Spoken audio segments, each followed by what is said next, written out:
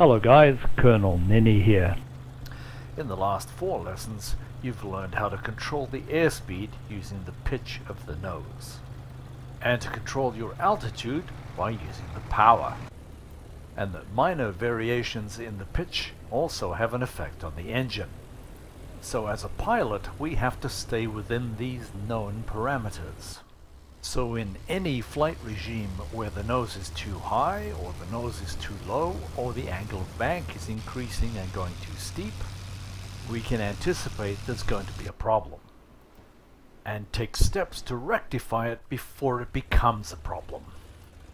And one of those situations is called the stall. We've taken a look at this briefly already. As a wing moves through the air, by virtue of its shape, it generates lift. And at a specific angle of attack, it generates the most lift for the least amount of drag.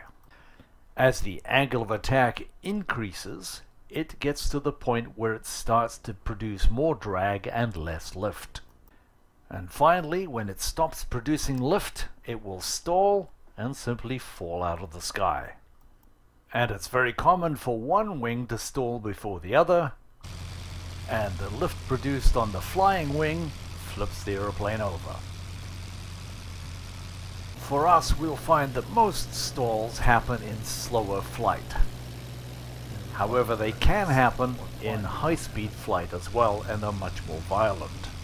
So we must learn to recognize the conditions that lead up to this situation, and read what the aircraft is telling us. Each aircraft has unique stall characteristics. We're going to compare 4 different aircraft here. With the engine at idle, the SE-5 has a very docile left wing drop. So let's add full power and see how she does.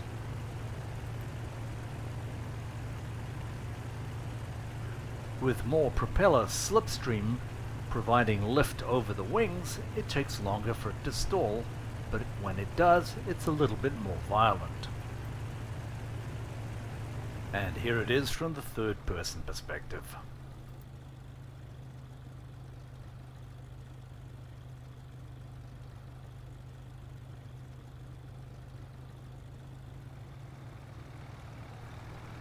And adding full power.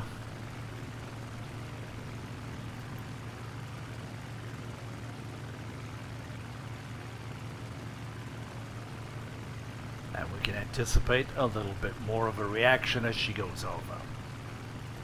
But certainly nothing to be worried about, unless you're really close to the ground.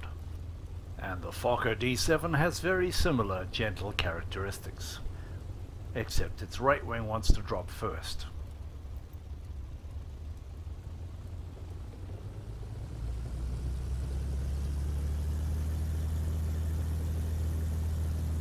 And once more we add full power and get her climbing. And surprisingly, the left wing wants to stall first.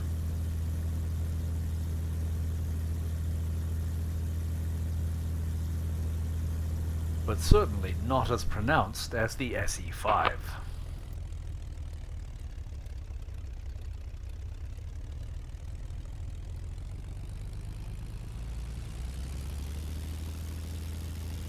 Full power seems to sustain the aircraft in a climb for longer than the SE-5. Perhaps one of the reasons why the D7 was regarded as the best fighter of World War I. And now the German two-seater, the Held C2.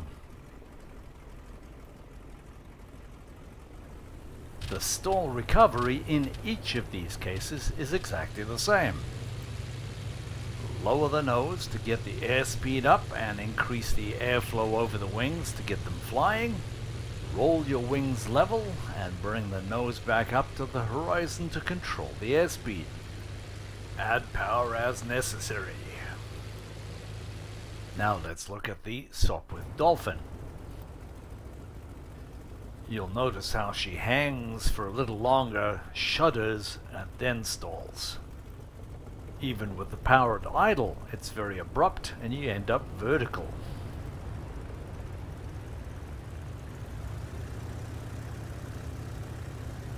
she has plenty of power to keep her climbing up. But at some point she has to stall.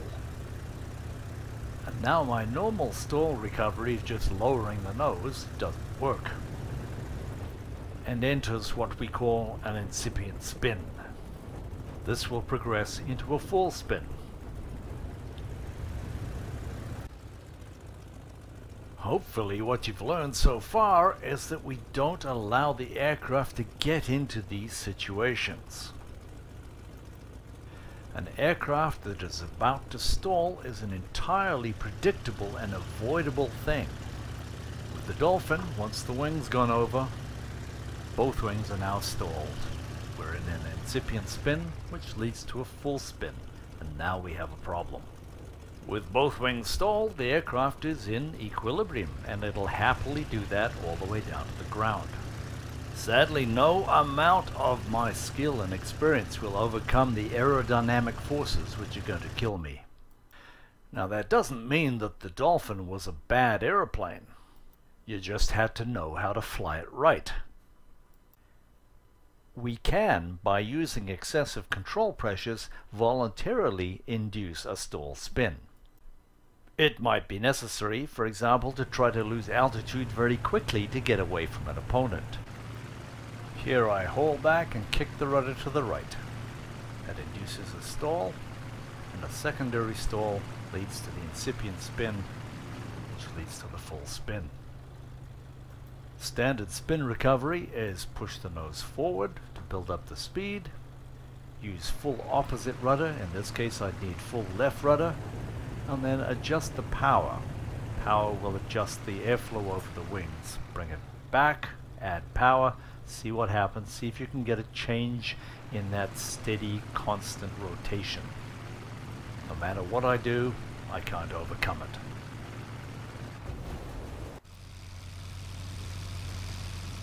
The spin begins to develop after my full right rudder entry. But with nose down and full left rudder, we can recover from the spin.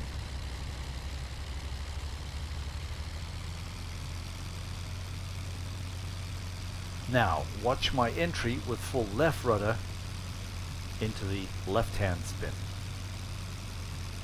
It remains quite docile till the other wing stalls as well. And now we enter a full spin.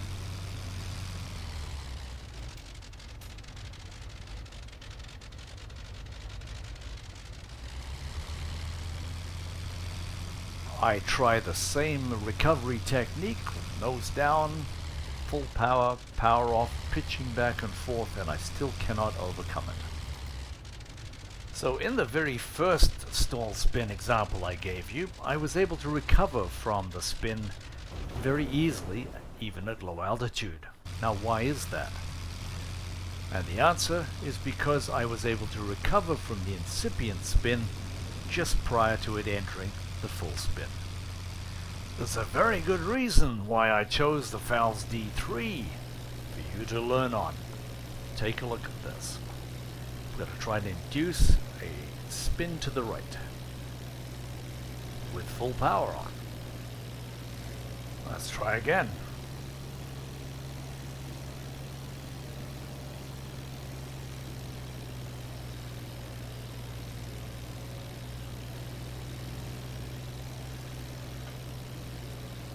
And again. I'm doing everything I can here to try to induce an incipient spin, and failing. So which aeroplane would you rather fly? Join me for lesson 6 when we're going to look at 5 aerobatic maneuvers. An inside loop, inverted flight, a split S, a regular roll, and a top roll, or Immelman turn. If you've enjoyed this video and get some value out of it, please leave a comment and subscribe and like and all those usual things. But if you want to see more of these videos, specifically with the IL-2 Battle of Stalingrad, we've got about 150 training videos for you to look at. So thanks for watching, guys. We'll see you next time.